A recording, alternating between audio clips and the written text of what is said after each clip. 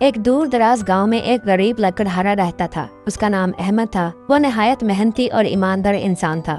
ہر روز صبح سویرے اٹھتا، کلہاڑے اٹھاتا اور قریبی جنگل میں لکڑیاں کاٹنے چلا جاتا۔ وہ لکڑیاں بازار میں بیچ کر اپنا اور اپنی بیوی کا گزارا کرتا تھا۔ زندگی سادہ تھی مگر اس کی ایمانداری اور محنت نے اسے سکون دیا ہوا تھا۔ ایک دن حسب معمول وہ جنگل میں کام کر رہا تھا۔ سورج کی تیز روشنی اور گرمی نے اسے پسینے سے شرابور کر دیا تھا۔ تھکن سے چور وہ دریا کے کنارے جا بیٹھا تاکہ پانی پی سکے اور کچھ آرام کر لے۔ اس کے ساتھ اس کی پرانی سی کلہاڑی بھی تھی جو اس کی زندگی کا سب سے قیمتی سامان تھا۔ اسی کلہاڑی سے وہ روزی کماتا تھا۔ جب وہ دریا کے کنارے بیٹھا ہوا تھا، اچانک اس کا پاؤں پھسلا اور کلہاڑی اس کے ہاتھ سے چھوٹ کر سیدھی دریا میں جا گری۔ وہ بہت پریشان ہوا کیونکہ اس کے پاس دوسری کلہاڑی خریدنے کے پیسے نہیں تھے۔ اس نے روتے ہوئے اللہ سے دعا کی، یا اللہ میری مدد فرما، میری کلہاڑی واپس کر دے، ورنہ میرا اور میری بیوی کا گزارا کیسے ہوگا۔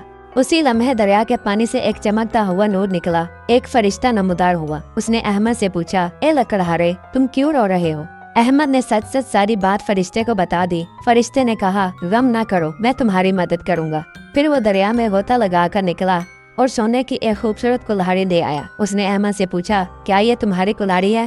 احمد نے فوراً جواب دیا، نہیں جناب، یہ میری نہیں ہے، میری کلہاڑی لوہے کی تھی، پرانی اور عام سی۔ فرشتے نے دوبارہ دریا میں غوطہ لگایا اور اب چاندی کی کلہاڑی لے کر باہر آیا۔ اس نے پوچھا، کیا یہ تمہاری ہے؟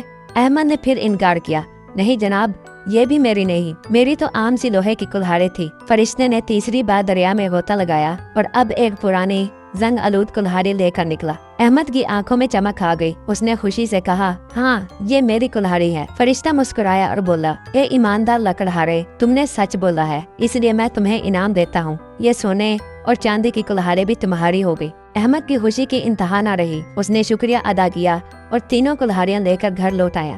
اس نے اپنی بیوی کو ساری کہانی سنائی۔ بیوی نے خوش ہو کر کہا، دیکھا ایمانداری کبھی رائے گا نہیں جاتی۔ اس واقعے کے بعد احمد کی زندگی بدل گئی۔ وہ اب زیادہ آرام دہ زندگی گزارنے لگا، مگر اس کی ایمانداری ویسی کی ویسی رہی۔ وہ ہمیشہ دوسروں کو بھی سچ بولنے اور دیانت داری کی تلقین کرتا تھا۔ یہ کہانی ہمیں سکھاتی ہے کہ ایمانداری سب سے بڑی دولت ہے۔